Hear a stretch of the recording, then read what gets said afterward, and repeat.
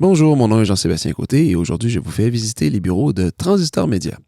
À votre droite, sous le néon Transistor, on a une table pour accueillir nos invités et collaborateurs qui viennent travailler avec nous pour une journée ou plus.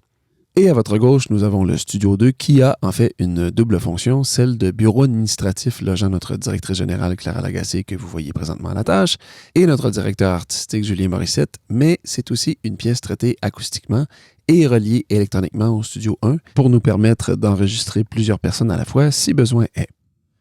On se rend maintenant à la cabine de prise de son principale qui, elle, est totalement isolée de tout bruit extérieur.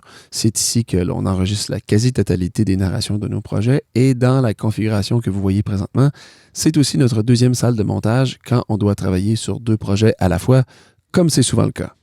À droite, notre magnifique cuisine et à gauche, notre salle à manger qui, elle aussi, est traitée acoustiquement. On ne sait jamais, on peut avoir à faire des enregistrements à bien des endroits. À droite, on a notre salle de bain et un endroit pour loger nos divers appareils électroniques, microphones et écouteurs. Et finalement, on arrive au studio principal. C'est là que l'essentiel de l'enregistrement, de la conception sonore et du mixage de nos projets s'effectue à l'aide des instruments et des appareils que vous voyez. On a aussi un poste pour faire du développement et du prototypage de nos projets pour nos installations audio in situ.